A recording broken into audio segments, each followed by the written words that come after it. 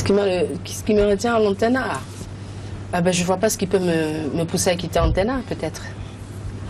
Je pouvais faire autre chose, mais je me suis dit, je suis un petit peu la fille de papa, qui est restée dans la diplomatie, malgré qu'il y avait des problèmes de rémunération des ambassadeurs.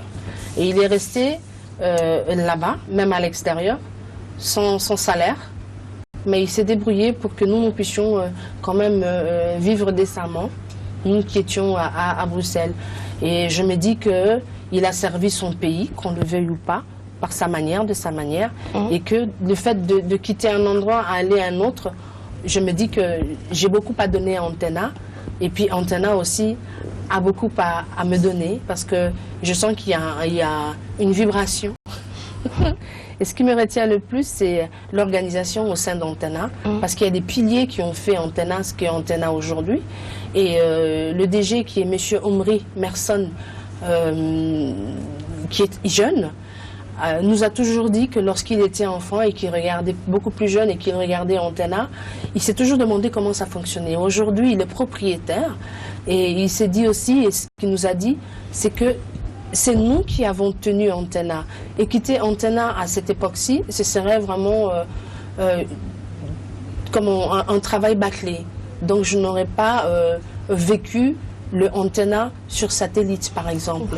Donc j'ai vu évoluer une chaîne qui était encore une chaînette, comme on dit ici, et qui a commencé à grandir. Et aujourd'hui, nos émissions peuvent être regardées et suivies à l'extérieur de la République démocratique du Congo, dans d'autres pays. Et j'aimerais bien encore vivre ces expériences-là. Et aller ailleurs pour recommencer, je ne pense pas que ce serait intéressant. Mais peut-être être propriétaire moi-même d'une autre entreprise, en dehors de... Là, on comprend. Comment? On arrive à comprendre. Voilà. Et voilà, j'ai beaucoup appris là-bas. Il n'y a rien qui pourrait faire en sorte que je quitte Antena en ce moment précis, je suppose, à moins que ce soit la volonté de Dieu. Si vous me rejoignez, nous sommes Lucas Dream Agency et moi je suis Nicole Dimbou. Je reçois pour vous dans le cadre de notre émission Derrière le masque, Jing Nawej. Jing, vous êtes un modèle pour plusieurs personnes qui sont passées à l'INA et d'autres personnes. En fait, la liste est longue, nous sommes beaucoup. Et quels sont ces conseils que vous donnez à tous ces jeunes gens qui viennent auprès de vous pour apprendre le métier? Bon, il y a beaucoup à dire, il y a beaucoup de conseils à donner. Mais je pense que si quelqu'un veut faire de la télévision, ou si il veut connaître et apprendre les techniques de l'animation, il faut aller aux écoles qu'il faut. La formation sur le tas, c'est bien, mais il faut que ça soit souvent accompagné d'un bagage, c'est-à-dire d'un papier qui pourrait valoriser notre expertise. Parce qu'au fur et à mesure que nous augmentons dans la pratique, il doit y avoir une implication théorique. Et forcément, il faut chercher cela. Il faut chercher à tout moment à se former. C'est un métier difficile. On rencontre beaucoup de problèmes. Mais je crois que l'on peut le surmonter lorsque l'on est passionné. Et moi, je pense que ce n'est pas un métier donné à tout le monde, comme on voudrait le croire, que c'est facile de présenter, c'est facile d'être animatrice, c'est facile de recevoir des musiciens, parce que beaucoup de gens croient que c'est facile. Mais il y a ce métier qui implique la personne et le temps. Donc il faut avoir du temps pour le faire. Et la plupart des gens qui viennent dans ce métier, lorsqu'ils n'ont pas le temps, ils ne préparent pas la suite de leurs émissions. Et moi je pense que les émissions meurent parce qu'on ne voit que le présent, alors qu'il faut vivre avec l'émission pour que ça puisse continuer à évoluer. Du mois de mœurs pendant 50 ans, pourquoi pas? Il y a toujours une relève quelque part. Julien Lepers l'a bien fait.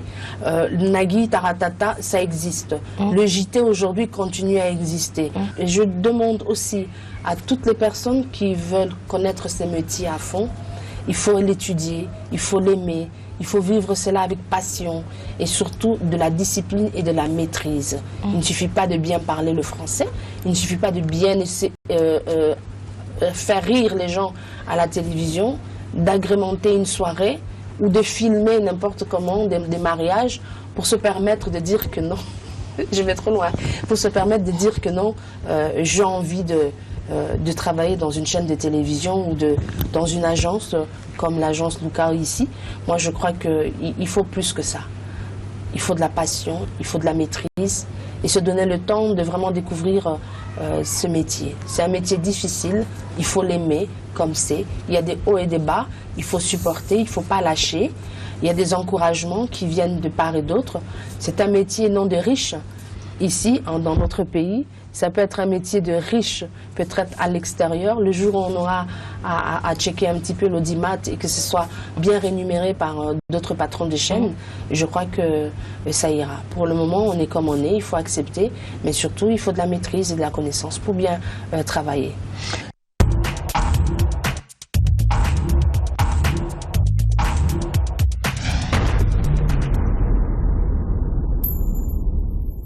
Nous sommes arrivés à la fin de notre émission, Merci. mais je ne vous laisse pas, je vous retiens pour top 5.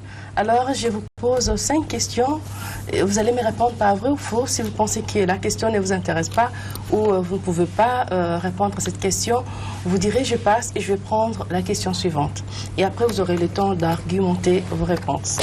Encore argumenter. Vrai ou faux, Jing Nawesh interviendra un jour comme invité dans le feuilleton Mamou. Faux. Vrai ou faux, Mot de Mœurs, c'est une copie d'un cours de l'animation culturelle, je cite, pratique professionnelle. Vrai ou faux? Je passe. Vrai ou faux, le directeur de programme est le seul responsable de tout ce qui se passe à la télévision. Vrai. Vrai ou faux, vous vous êtes privé de tant de choses pour devenir la femme que vous êtes devenue aujourd'hui. Vrai. Vrai ou faux, Jing Nawej a commencé la télé avec une émission d'astrologie. Vrai. Alors je vous laisse argumenter. J'argumente. Bon, l'émission de quoi? D'astrologie, c'était horoscope. Alors, c'est mon entrée à Antenne A. Parce qu'en Antenne A, je plaçais la voix dans les programmes, je commentais certains spots et je devais donc utiliser la voix comme on le fait dans d'autres commentaires. Hein.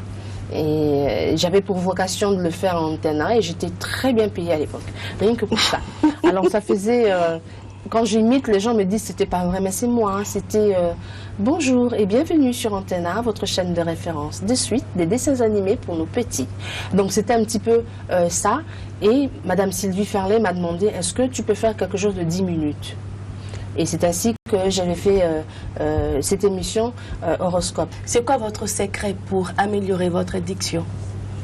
C'est de lire à haute voix. Alors je l'ai dit souvent aux stagiaires, il faut se regarder dans le miroir, ne pas avoir peur, reconnaître ses défauts, qu'on ait un gros nez, des grosses lèvres et de gros yeux, c'est pas important. Le problème c'est de placer sa voix et surtout de bien articuler. On nous a appris à articuler dans des cours d'orthophonie, on nous a appris à articuler en posant un bic sur le bout de lèvres et de le tenir fermement avec les dents et de parler en évitant de toucher les lèvres. Donc c'est aussi ça, il faut le faire souvent. Il faut se mirer, il faut s'aimer et parfois zététer, c'est pas un problème lorsque l'on le fait avec beaucoup d'élégance. Voilà. C'était un grand plaisir pour moi de vous recevoir dans le cadre de cette émission Derrière le masque. Et à vous, merci de nous avoir suivis. Je vous retrouve très prochainement pour toujours